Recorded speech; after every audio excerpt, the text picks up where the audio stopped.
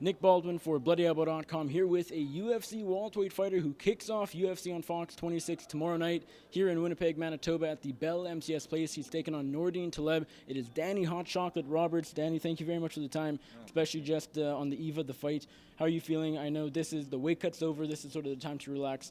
How's everything right now? I feel amazing. You know, every time I come in, and I'm well prepared. Everything's spot on as far as like fight camp preparation, weight cut. I've now got food in me, so my energy sources are very high. I'm rehydrated, and I'm excited for tomorrow night. Just because I know what I've been doing, and I can't wait to showcase, that entertainment. As far as the weight cut goes, have you eaten and gained all the food back basically already, or are you gonna, right after this, are you gonna go have another maybe pasta meal or whatever? What's sort of on the menu, if anything? Yeah, well, I basically stay high carbohydrate as that's my main fuel source, and obviously gives me a nice high output during the fight. So I'll be going and getting some more pasta. I haven't checked my weight, but I imagine that I've put a hell of a lot back on. It's not going to slow me down. I have it scheduled in time, so tomorrow we'll have a nice break before we actually get out there and fight. And I'll be like a hungry lion, ready to hunt. Typically, how much do you cut, and is it usually an easy weight cut, or can it get a bit difficult? But you know what? Everyone's anatomy is different. Everybody's genetic build-up, and everyone's completely different. So for me personally, the weight cut has never ever been a problem. I sweat so much. We've got numbers back at home. We go and get tests and stuff like that, so we're able to see where our fat content is at, muscle mass, water. So we know we're safe. And stereotypically, I come into the week and I'd say I'm about 12 pounds off. I don't like to be any sort of heavier than that, and it gives me a nice benchmark leading up into the fight. Is this your first time in Winnipeg, and if so, what was your initial reaction?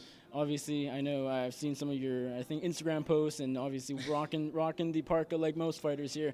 Yeah. Cold, obviously. Yeah, it's a novelty factor to it as well. Obviously, I've been training out in Florida, so coming here it's cold, a lot of snow. So yeah, obviously I've been enjoying it, but I'm not someone who's a cold person. You know, I like to keep my soul nice and warm. So yeah. How is Combat Club? Combat Club is a good place. I've been training as well. You see, your Combat Club, it's Hard Knocks 365 as well. So we've got Henry Hoof, we got Kami Razirian, we got Greg Jones, and ultimately we've got a perfect team. As far as athletes, they all come together, they all merge. Everyone's got something that you can add to the forte for us, and we've got a very dynamic team. Very friendly, very open, kind of like easy come, easy go relationship. So it works in the best way for the athletes, and the athletes are first and foremost centered around that. So it's a perfect gym and environment to be in. I saw Henry Hooft in the hotel lobby just a few minutes ago. I think he might have arrived today. You could, or has he been here for fight week? No, he's been here. I've been training with him. He's helped me get the weight down and that. And again, he's a very strong key opponent in this fight. Obviously, as you know, with me stepping up in competition and where this guy is ranked, Henry does something as far as mentally and with his athletes. He reinforces that good work that we do, gives a lot of security, and ultimately makes you feel invincible. You were supposed to kick off the card up until earlier this morning when Tim Elliott versus Pietro Mango was scrapped. You were going to be the first of two fights on the UFC Fight Pass. Early prelims, you of course versus Nordine Taleb. Are you happy that you're now on FS1 just a few fights in? Does it not really matter though? No, do you know what? Everyone keeps saying that, and everyone's got their own opinions on the situation, but for me, it's the same thing. Listen, if we're fighting Saturday night, we're fighting Saturday night. Whether it's the first, whether it's the last, it's all the same. And obviously it benefits me with having a lot of fans and friends and followers back at home in the UK. They would have been able to watch it a little bit earlier, Fight Pass. But no, the position where I'm at, the job's going to be exactly the same. The end result's going to be exactly the same, so let's just get it done.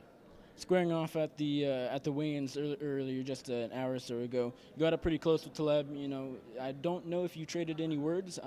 What's going through your head at that point? Oh, we traded words. I'm pumped for this fight. I believe I'm pumped for this fight, and I've got something to prove. Not to anyone, but to myself, and I'm always like that. And the energy is flowing.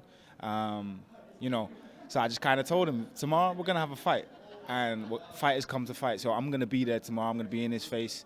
And like I say, there's an opportunity which I relish, and I always thrive in adversity and come up on top. So that, again, this is going to be a massive, massive selling point for me. I like the fact the way that the weigh-in went, the energy that I had.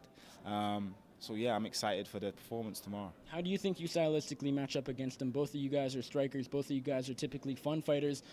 This on paper is an action fight. Yeah, it is. I think it definitely makes for, you know, an entertaining fight and possibly one of the highlights of the night. We got a stat card.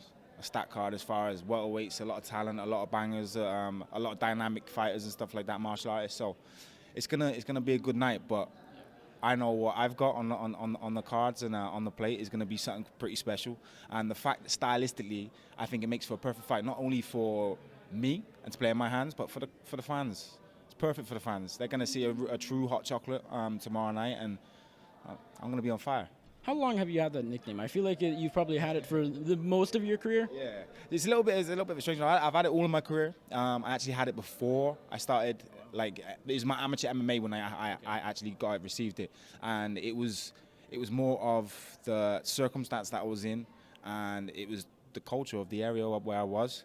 I literally had a job, got called Hot Chocolate from it. People started to know me as Hot Chocolate before Danny Roberts. So, City, you know, you give them enough time, my name has been developed, and it's stuck with me ever since. So, yeah, I'm proud of it. I like the name. I do too. What are your thoughts on the fact that this fight is just a week and a bit before Christmas and the holidays? A lot of the fighters, all of the fighters on the UFC 219 card in Vegas on December 30th, they sort of have to make that sacrifice. They can still spend time with their family, but they can't enjoy, you know, the big dinner or dinners, plural, as much as someone like you can on this card. Does that you know, add to this fight? Is that something you look at as kind of important? I don't necessarily look at it as important. Don't get me wrong. Timing is a factor for everyone. But for me, right now, with where I'm at, it just means that I can finish off 2017, put a full stop on the end of it, start off 2018 with a fantastic run. And like I say, between the style of the fight, the opponent, the caliber, everything is perfect. And what a better way to finish it off? Go back home to the family, you know, rejoice. You're a winner. That's the way it's gonna be.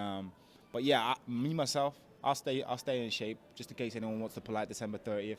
I'll turn up. I'll war with anyone. You know how it is. And yeah, I'm looking forward to 2018 after this. What are your thoughts on Platinum Mike Perry? He's a guy you fought before. It was at the UFC 204 in Manchester, England last October, the October 2016, not this past October. He's developed into quite a star. He's not even ranked, but people love him or hate him, I think. What do you make of who he's become? Well, it's a hard one for me to sort of like go onto this subject right now. It isn't even something that a lot of people on the outside, obviously, they talk about it. I put up a post, they want to message something, and they want to put Mike Perry's name on. It is what it is. At the same time, it's all down to the way that I take it, the way I absorb it, and the way that it develops within me. Right now, I've got inner power that I've developed from that fight. I learned a lot from that fight. Mike Perry, you know, hats off to him. The guy has been doing some big things in the UFC, and you can only give someone respect for that. And I'm a fighter.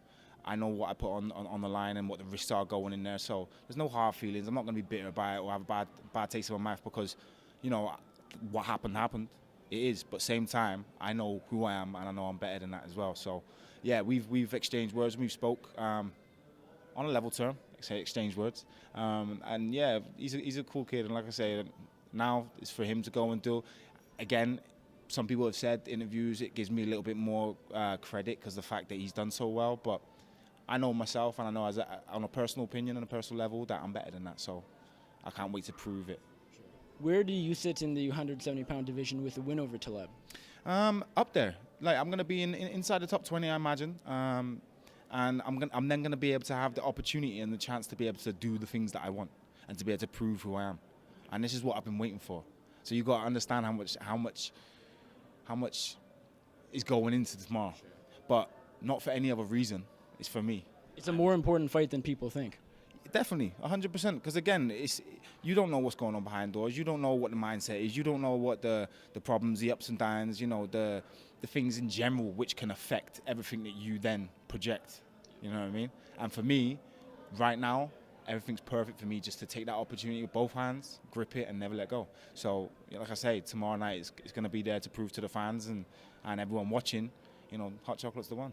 Well, it's UFC on Fox 26 here in Winnipeg, Manitoba, Canada at the Bell MTS Place. You're taking on Nordine Taleb in the FS1 prelim card. How do you get the job done? Going to be second round finish. Awesome. Danny, thank you very much for the time and best of luck to you tomorrow.